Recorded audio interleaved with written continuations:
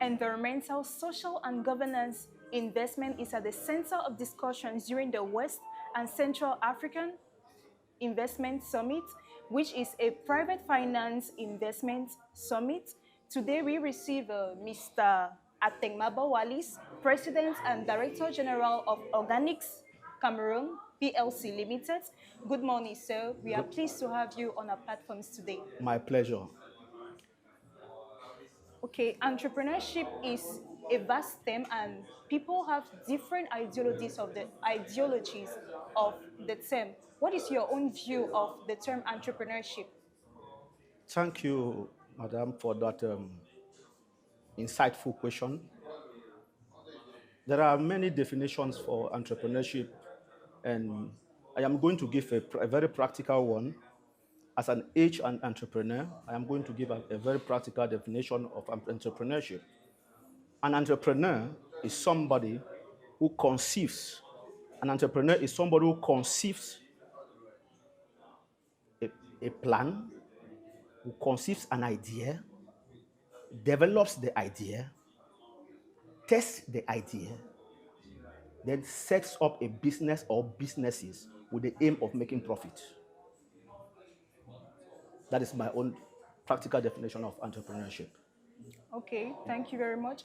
Several organizations of different sectors faces several difficulties. And during the summit, you talked about recycling. What are these difficulties recycling organizations face in our country? Yes, recycling of waste. Waste is a serious issue with the country now.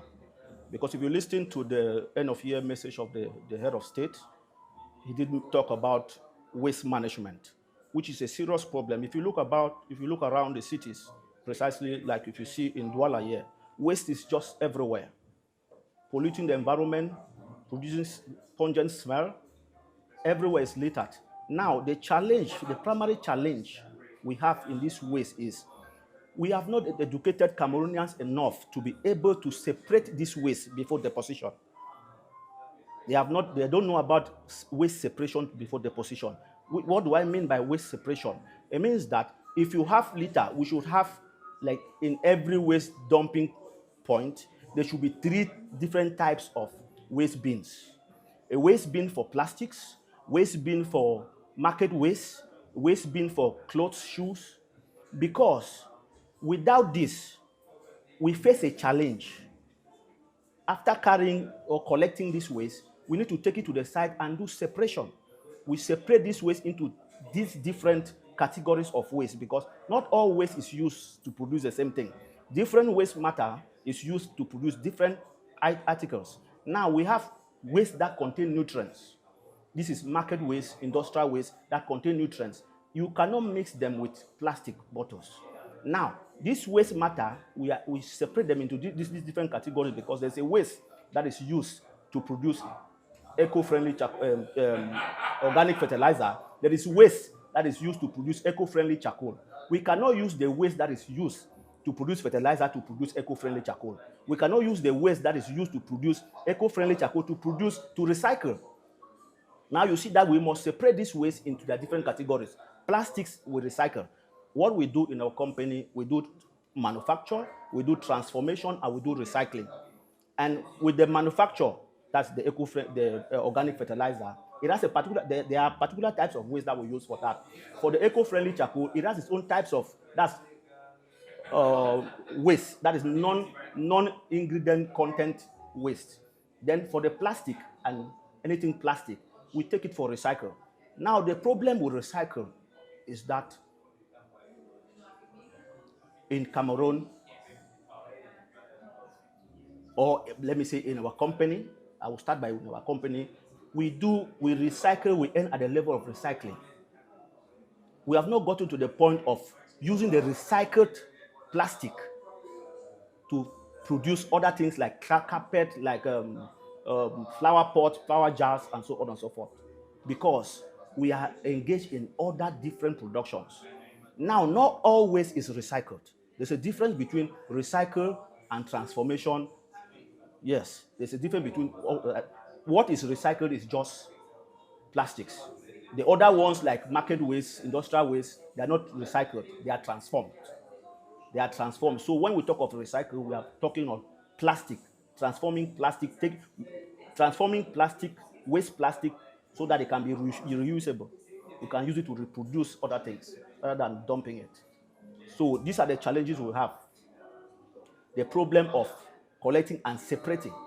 I think if we had the population sensitized, or the councils to be aware and know that in every waste point, there should be 3 different types of waste bins. Those for plastics, plastic and iron, or say, those for market waste, rotten vegetable, fruits, they have their own bin. Those for plastic, they have their own. Those for ions, they have their own. It makes it easy for us. But without that, we still need to collect, then go and do separation. We have to separate before we analyze. Because what we actually do in our company, we get this waste, we do separation, we analyze, we do chemical analysis of the waste to differentiate the waste that has nutrients and those that don't have nutrients. For example, if you take rice husk, the skin of rice, when you peel rice, the skin. Now, rice husk can be good for production of fertilizer, for production of eco-friendly charcoal, but not good for the production of fertilizer because of the nutrient content. For example, if you compare coffee pulp and rice husk, these two, when you analyze these two, you will see they have 2 different nutrient content. Then now, based on their nutrient content, we determine which one should be used for the production of what. So we do a chemical analysis. When we do a chemical analysis to separate all the waste, then we do regrouping. Regrouping now of similar chemical composition of the same type of waste. All waste that have similar chemical composition, we group them. Then when we group them now, we start transformation to the particular what we want to produce. But for plastic, we take the plastic, we recycle it. Recycle is to grind. We grind it to dust form to reduce the bulkiness. Then we sell it to the companies that are producing plastics. For now, we sell it to companies that produce plastics.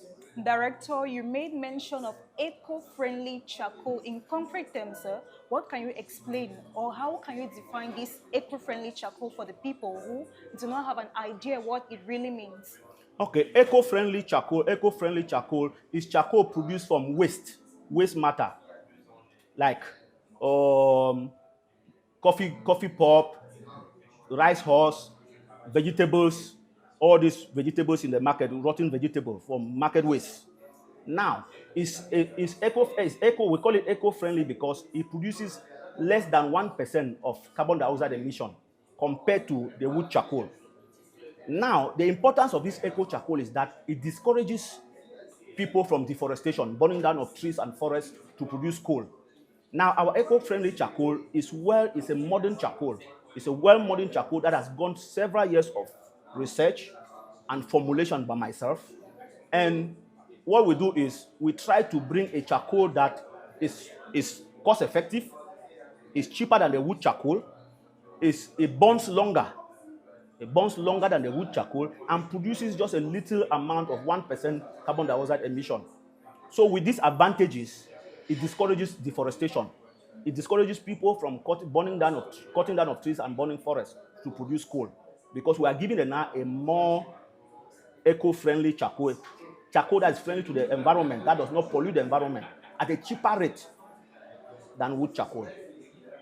Director, during the summit there, it was mentioned that there is a shortage of developers. We don't know if you also face the problem of a shortage of developers, and if you face the problem of a shortage of developers in your organization, how do you manage this shortage of developers? Yes, I will answer that question based on my own experience with my own company. I will not answer on behalf of other companies. We are a manufacturing company. I am a chemical engineer by profession. I am the head of research. I am the head of formulation, which means that my association has what it takes to develop what we want. We have what it takes to develop what we want, because I am at the lab. I'm the brain behind the lab to do all the research. I lead the research group, and we develop the formulas of what we want to produce. Then when we finish at the level of the lab, when we are finished with the development of the product we want to produce, we go for testing. We test the product, and when it is approved, when we qualify the product, then we send it for production. So based on my own company, I think we have what it takes when it comes to developers. We have come to the end of this interview. Thank you, Mr. Ategnabo Wallis, for your insight on entrepreneurial issues. We thank you for your insight. We thank you for your ideas. Thank you, dear viewers, and stay tuned for more information. Goodbye.